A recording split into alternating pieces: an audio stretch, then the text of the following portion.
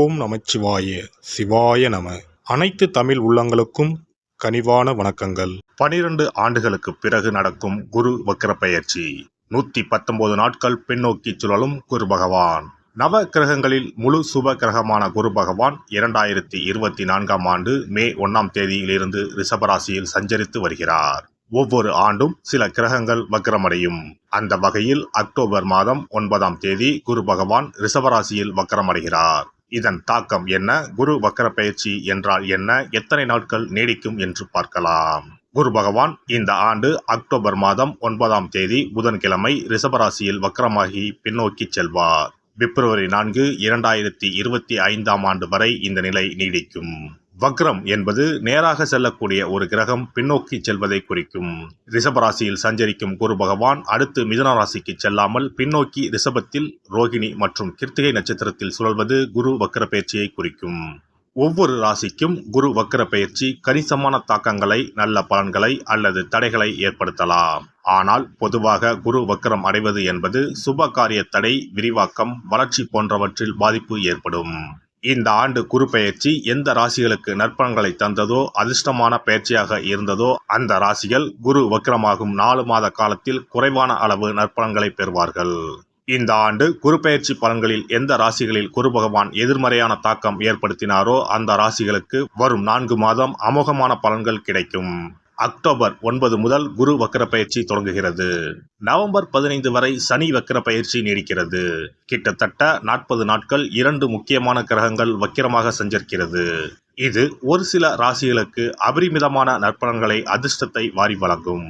பொதுவாக குரு பகவான் இருக்கும் இடத்தை விட பார்க்கும் இடங்கள் சுப பலன்களை பெறும்.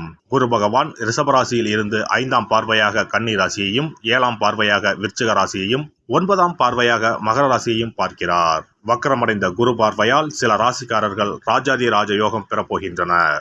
இனி இந்த வக்ர பெயர்ச்சியால் உங்கள் ராசிக்கான சுப பலன் என்ன என்பதனையும், அசுப பலன் ஏற்படுமாயின் ராசிக்காரர்கள் செய்ய வேண்டிய பரிகாரம் என்ன, வழிபட வேண்டிய தெய்வம் யார் என்பதனை பற்றியும் விரிவாக காண்போம். உங்கள் வாழ்வில் வளமும் நலமும் செல்வ செழிப்பும் பெற்று வாழ்வில் உயரிய நிலையை அடைய எல்லாம் வல்ல எம்பெருமானை வேண்டி விரும்பி கேட்டுக்கொள்கிறேன். துலாம் ராசி அன்பர்களே, துலாம் ராசியை ஆளும் கிரகம் சுக்கிரன் என்பதால் குரு பகவான் துலாம் ராசிக்கு பகை கிரகம் ஆவார். ஏற்கனவே 2024 குரு பெயர்ச்சி துலாம் ராசிக்கு அஷ்டம குருவாக இருக்கிறது. மேலும் குரு வக்ரம் ஆவது திடீர் அதிர்ஷ்டம், பொருளாதார அபிவிருத்தி, எதிர்பார்ப்பை விட பல மடங்கு வளர்ச்சி என்று மிகப்பெரிய யோகத்தை தரவிருக்கிறது. இந்த காலகட்டத்தில் வண்டி வாகனங்களில் செல்லும் போது கவனம் தேவை. சிலர் போக்குவரத்து விதிகளை மதிக்காமல் அபராதம் கூட கட்ட வேண்டி இருக்கலாம். அதனால் போக்குவரத்து விதிகளுக்கு அதிக முக்கியத்துவம் தாருங்கள். அரசு வகையில் தேவையில்லாத வழக்குகள் அல்லது அபராதங்கள் ஏற்படாமல் பார்த்து கொள்ளுங்கள். உடல் ஆரோக்கியத்தில் அவ்வப்போது சின்ன சின்ன பாதிப்புகள் வந்து சேரலாம்.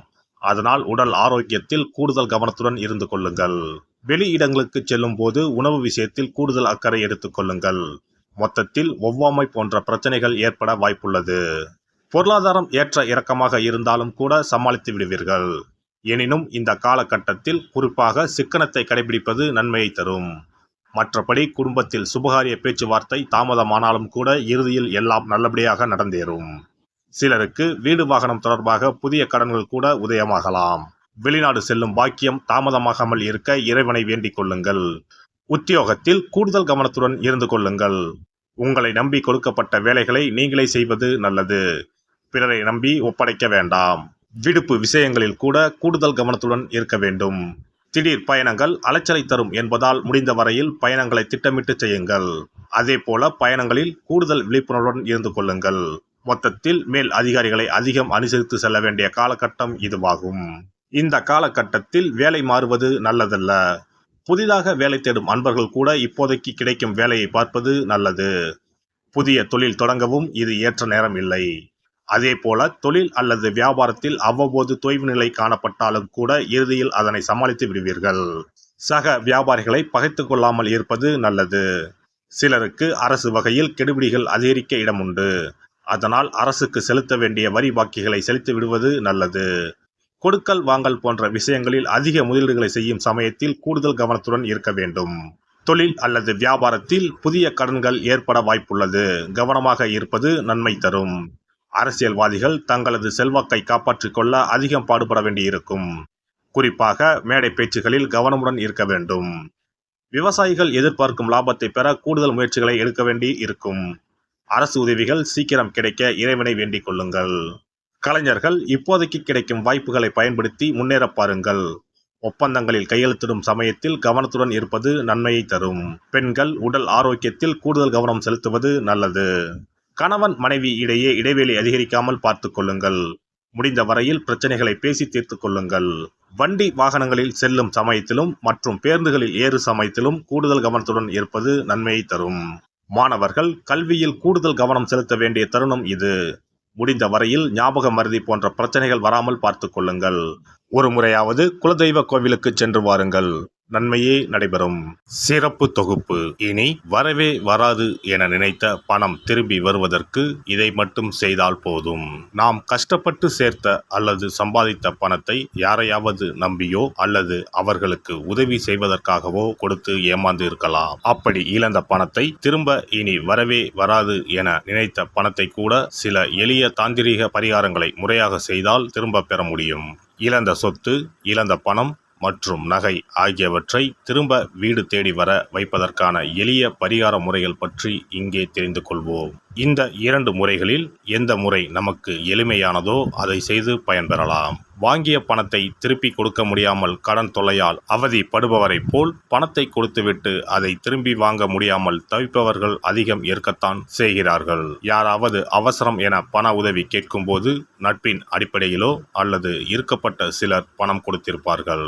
ஆனால் பணம் வாங்கிய நபரோ அந்த பணத்தை திருப்பி தராமல் இழுத்தடிக்கலாம். பணம் தர வேண்டிய நபருக்கு சூழ்நிலை காரணமாக பணம் வராமல் உங்களுக்கு திருப்பி தர முடியாமல் இருக்கலாம். அல்லது அந்த நபர் பணத்தை திருப்பி தரும் எண்ணமே இல்லாமல் இருக்கலாம். நீங்களும் பல முறை பணத்தை கேட்டு சலித்துவிட்டு இனி அந்த பணம் நமக்கு வரவே வராது என நினைத்து பணத்தை திருப்பி வாங்குவதற்கான முயற்சியை கூட கைவிட்டிருக்கலாம். இப்படி கொடுத்த பணம் திரும்பி வரவே வராது என நினைத்த பணத்தை உங்களிடம் பணம் வாங்கிய நபரே மனம் மாறி அவராக வந்து உங்களிடம் திருப்பி தருவதற்கு சில எளிய முறைகளை வீட்டிலேயே செய்தால் போதும். பரிகாரம் 1. கற்பூரம் ஒன்றை ஏற்றி அது எரியும் சுடரின் மீது இரும்பு கலந்த ஏதாவது ஒரு தட்டினை காட்ட வேண்டும். இப்படி காட்டும்போது அந்த தட்டில் கரி படலம் ஒன்று உருவாகும்.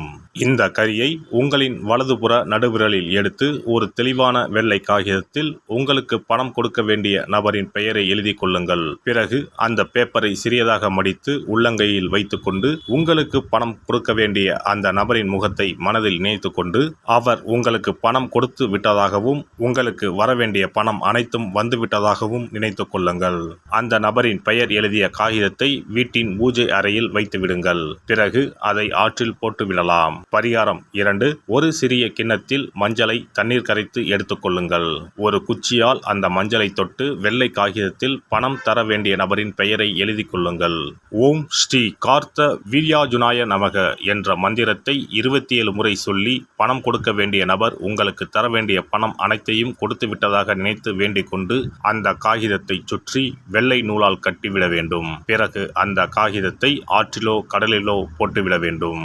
இந்த 2 முறைகளில் யாருக்கு எது வசதியோ அந்த முறையில் பரிகாரத்தை செய்யலாம். ஏதாவது ஒரு முறையை பின்பற்றினால் போதும். 2 முறைகளிலும் செய்ய வேண்டியது கிடையாது. இந்த பரிகாரத்தை தெற்கு நோக்கி அமர்ந்து செய்ய வேண்டும். இந்த பரிகாரத்தை நம்பிக்கையுடன் தொடர்ந்து செய்து வந்தால் கண்டிப்பாக வராது என நினைத்த பணம் விரைவில் உங்களின் வீடு தேடி வரும். எல்லாம் வல்ல இறையருளால் நீங்களும் உங்கள் அன்பு குடும்பமும் உடல் நலம், நீலாயுள், நிறை செல்வம், உயர் புகழ், மெய்ஞானம் ஓங்கி வாழ்க வளமுடன். இந்த வீடியோ பதிவு உங்களுக்கு பிடித்திருந்தால் லைக் பண்ணுங்க, கமெண்ட் பண்ணுங்க, ஷேர் பண்ணுங்க, மறக்காம சப்ஸ்கிரைப் பண்ணுங்க, பக்கத்துல இருக்கிற பெல் பட்டனை கிளிக் பண்ணுங்க. நன்றி, வணக்கம். ஓம் நமச்சிவாய, சிவாய நம.